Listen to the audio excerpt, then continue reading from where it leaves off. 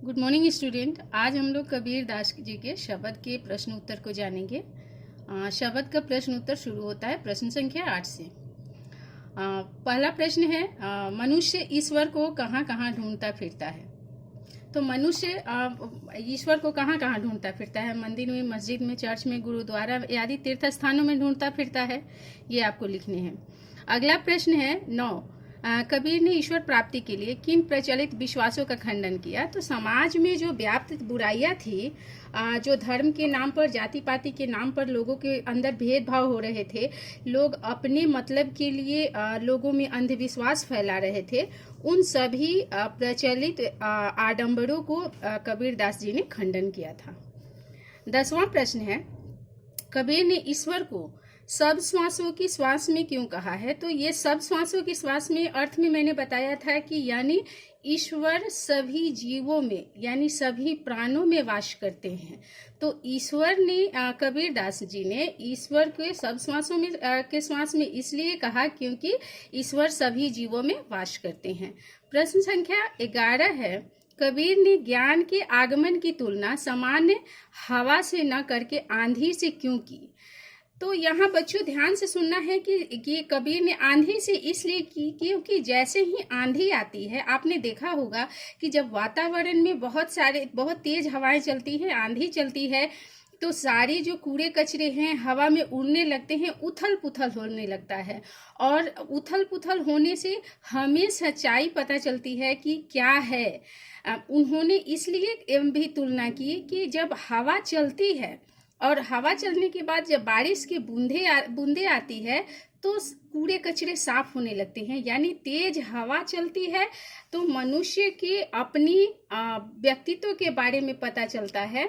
वो अंदर जो आंधी होती है वो क्षणिक होती है और वो हमारे अस्तित्व के बारे में समझा देती है। उसी तरह ज्ञान की आंधी भी आती है।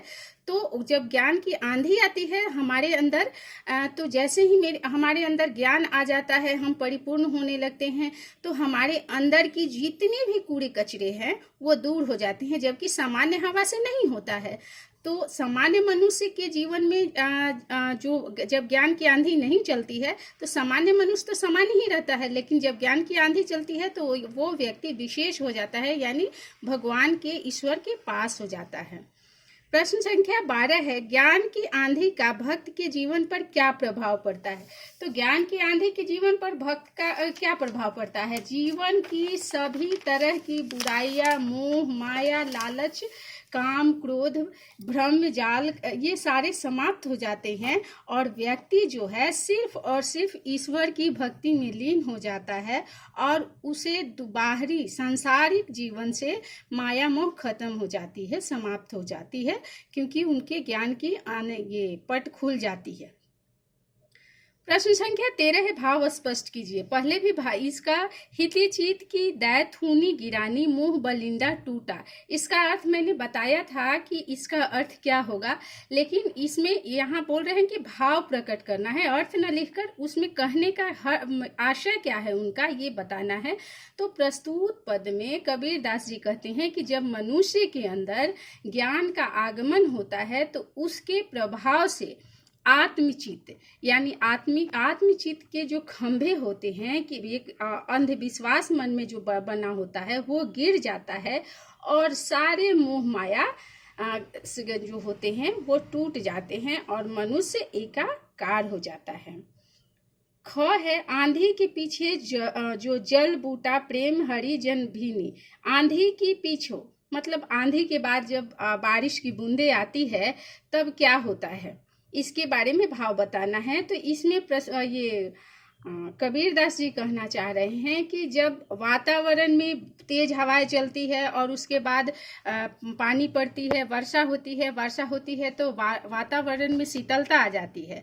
तो ठीक उसी प्रकार जब मनुष्य के अंदर ज्ञान की आंधी आ जाती है, ज्ञान से मनुष्य परिपूर्ण होता है, तो उसके हृदय के अंदर शीतलता आ जाती है, प्रेम आ जाती है, उनके मन के अंदर के ईर्ष्या, काम, क्रोध, मोह आदि सब चीज़ें दूर हो जाते हैं। बच्चों इस प्रश्न के इन सभी प्रश्नों के उत्तर को आप लोग लिखेंगे और लिखने के बाद एक स्व से आपको खुद से इसमें सोच कर करना है, क्योंकि सारी पाठ को आपने पढ़ लिया है, समझ लिया है। उसके आधार पर इन प्रश्नों के उत्तर आप देंगे। संकलित सांखिया और पदों के आधार पर कबीर के धार्मिक और सांप्रदायिक सद्भाव संबंधी विचारों को पर प्रकाश डालना है।